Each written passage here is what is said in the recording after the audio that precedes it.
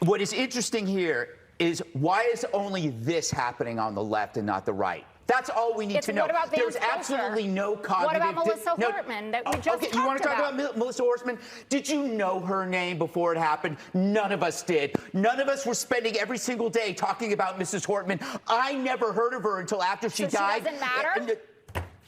Don't play that bullshit with me. You know what I'm saying is there was no demonization, amplification about that woman before she died. It was a specific crime against her by somebody who knew her. The same. Now you could bring up Josh Shapiro, but then you will not bring up, for example, that was a pro-Palestine person. So don't use your what about this? The fact of the matter is the both sides argument not only doesn't fly, we don't care. We don't care about your both sides argument. That shit is dead. For one thing, there is no cognitive dissonance on our side. On your side, your beliefs do not match reality, so you're coming up with these rationalizations like, what about this or what about that? We're not doing that because we saw it happen.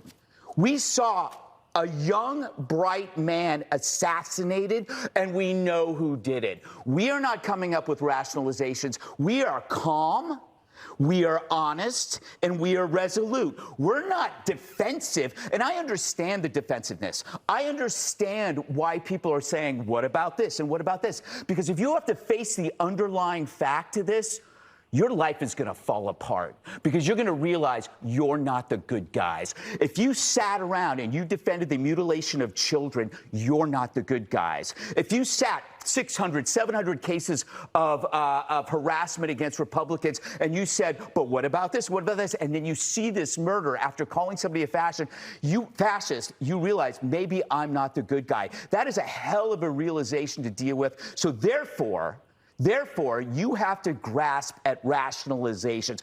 You don't have to do that, Jessica. They do. I don't believe you're part of that group, but why the hell do you have to mimic and echo that crap to us? He was a patsy. That guy was a patsy. He was under the hypnotic spell of a direct-to-consumer nihilism, the trans cult, and you know that. If you can decide that biology is false, you can agree that murder is okay and that humanity is expendable. How you cannot see that alone and see that for what the evil it is without having to attach all of these other things is beyond me. I just want to be clear, and I want to let people speak. I in no way intended at all to minimize what happened to Charlie. I was horrified by it. I have not been on the five but since the two then, sides argument, well, it's like pig Latin to a duck. No. All that I was saying is could we have all of the information before you just say they did this? Because that is a broad brush to paint with this. And this kid Let's have a conversation. No. Charlie had a conversation. He got shot. Look, I'm sorry, Jessica. I'm sorry. I'm sorry. You weren't here for a week. You came in here and it's cold. And I'm sorry, but this is a story that is immune to news cycles. It's immune to rationalizations. It's immune to bias. This thing is with us for good. And we all have to deal with that. So that means we can't live by the same arguments that you might be reading about relativism among the media. We can't deal with those stories. It doesn't matter. The media is dead to us on this story.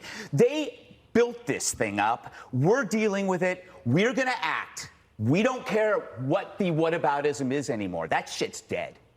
Sorry. For the swearing as well. I apologize to the American public. I'm going to shut up for the rest of the show.